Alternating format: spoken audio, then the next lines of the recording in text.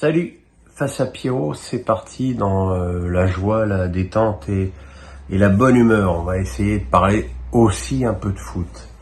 La première question est de Vince. Bonjour Pierre, je sais que vous n'aimez pas trop les trophées individuels. Faut-il porter beaucoup d'attention à la désignation du Ballon d'Or?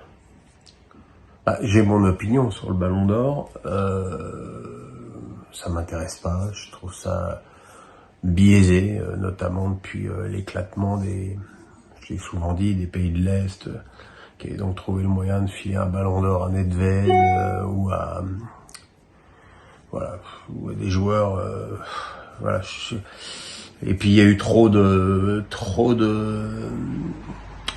d'injustices qui m'ont éloigné de ça, donc voilà, ça m'intéresse pas, ça m'intéressera pas plus le jour où Mbappé en aura un. Voilà, je ferai un post pour le trophée, parce que voilà, moi si ça m'intéresse pas, je sais aussi que ça intéresse beaucoup les gens, donc voilà, il faut pas non plus être con et obtus. Question de Nicolas. Enrique est têtu probablement plus qu'une mule. Il s'entête avec son 4-2-4 qui a bien failli coûter la victoire à Paris. Y a-t-il quelque chose à obtenir avec ce schéma de jeu? Pourquoi s'entête-t-il à ce point? Il y a forcément une raison. Je pense que tu l'as dit, c'est parce qu'il est têtu et que fait partie de ces entraîneurs, un petit peu comme Guardiola, qui pensent être plus fort que le football. Et on se souvient notamment que Manchester City avait perdu une finale de Ligue des Champions contre Chelsea parce que Guardiola avait inventé une composition qui avait pas lieu d'être. Et on s'aperçoit que le Manchester City écrase tout le monde depuis que une équipe type s'est vraiment détachée.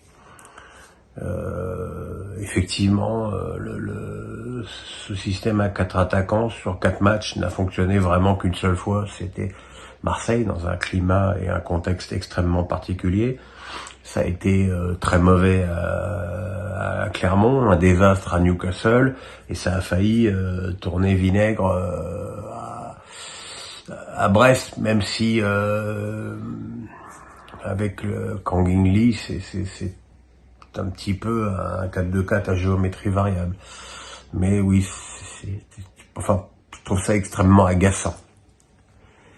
Alex Nissa du 06 me dit Strasbourg égalisé en fin de match à Rennes, encore très pauvre. Strasbourg doit-il recruter 2 créateurs au milieu et un ailier gauche cet hiver s'ils veulent faire mieux dans le jeu?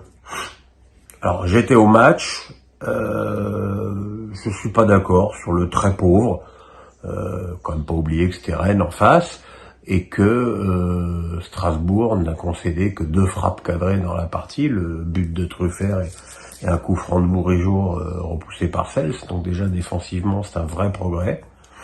Je pense qu'à gauche, Bakwa, que j'ai trouvé d'ailleurs totalement sous-noté dans la presse, me paraît être un joueur d'avenir. Effectivement, je pense que si recrutement il y a, il faudra que ce soit au milieu, mais bon, c'est un match qui est, surtout après 3 défaites consécutives, qui est porteur d'enseignements plutôt positifs. Elias Recham me dit, après la défaite face à Nantes, Vieira a lui-même parlé du manque d'expérience de l'équipe. Et ce week-end, les entrées de Gamero, Motiba et Gilbert ont fait la différence à Rennes. Pourquoi Vieira ne titularise pas plus de joueurs expérimentés? On peut aussi penser à Perpiche. Effectivement, j'ai assez longuement parlé avec Patrick après le match, et il sait très bien que son équipe est jeune et légère. Maintenant, faut pas être amnésique. On a vu aussi dans les matchs contre Nantes, il me semble que Gamero et Motiba étaient titulaires contre Nantes. Donc je pense que c'est mieux pour eux et mieux pour l'équipe de rentrer en fin de match. Percy, je pense qu'actuellement il n'est pas en état de jouer, et Gilbert, il est talonné, plus que talonné, même il est dépassé par un jeune comme Senaya, qui lui pour le coup est très performant. Après des éléments d'équipe, il y en a quand même C'est pas une équipe que d'enfants. Il y a Cels, il y a Perrin, il y a Niamsi, il y a Delaine. Voilà. Ce serait bien de les laisser un petit peu travailler. Anatole du 49 me dit bonjour Pierrot, speaker emblématique du Paris Saint-Germain depuis 1998, Michel Montana envisage d'arrêter à la fin de la saison. Que pensez-vous de son travail? Michel est un mec absolument charmant, un passionné. Je suis pas sûr qu'il a envie d'arrêter. Je crois que l'info a été d'ailleurs plutôt démentie depuis qu'elle est sortie sur France Bleu. Donc voilà, mais bon, après un speaker, si ça fait 25 ans qu'il fait ça, on peut aussi admettre qu'il ait envie de passer à autre chose. Anatole du 49 encore.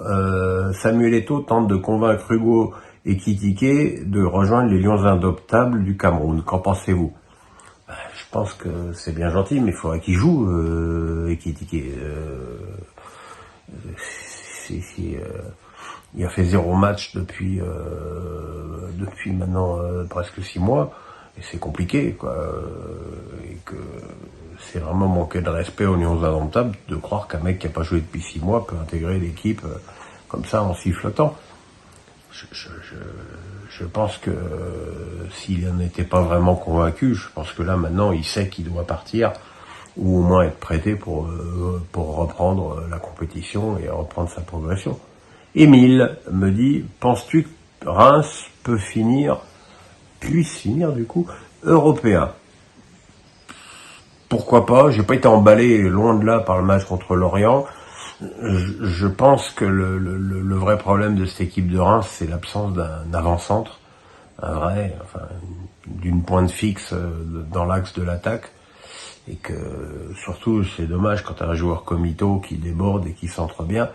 C'est dommage qu'il n'y ait pas un mec un peu costaud à l'arrivée de ses centres. Maintenant, pourquoi pas? C'est un championnat qui est extrêmement ouvert. Oui, pourquoi pas, mais ce serait bien qu'ils aient quand même un attaquant de plus. Liori Sylvain, que penses-tu de la situation de Lorient? Est-ce inquiétant?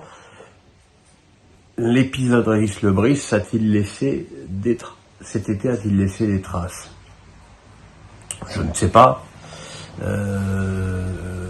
Tout ce que je sais, c'est que je pense que le match nul d'ouverture de Lorient au Parc des Princes, 0-0, obtenu sans d'ailleurs spécialement trembler, a faussé le jugement qu'on peut avoir sur cette équipe de Lorient qui est finalement assez faible. Voilà, j'ai vu des matchs, même s'ils ont battu Rennes la dernière journée chez eux, c'est quand même une saison qui s'annonce compliquée pour eux. D'ailleurs, s'ils n'avaient pas battu Rennes, ils seraient encore beaucoup moins bien classés au classement. Et c'est une des équipes qui doit quand même faire attention. Neil me dit, on dit que la Ligue 1 est moins passionnante en termes de jeu comparé à l'année dernière. Penses-tu que c'est le cas et penses-tu que la Ligue 1 à 18 clubs est une cause de cela parce que les petites équipes prennent moins de risques car chaque match compte? J'avoue que j'avais pas pensé à ça, que c'est peut-être effectivement un paramètre. En tout cas, c'est sûr que le début de saison est chaotique pour beaucoup d'équipes, sauf pour Nice finalement. Sinon, tout le monde a déjà perdu, tout le monde a des coups de moins bien, et il y a des équipes qui sont capables, comme Lorient, Toulouse et Clermont, d'arracher des points à un PSG que d'aucuns voudraient déjà plus irrésistible. Et c'est vrai que on sent malgré tout, et Nice en est aussi l'incarnation, un retour en arrière dans le manque d'ambition du jeu et sur une priorité nette laissée à la défense.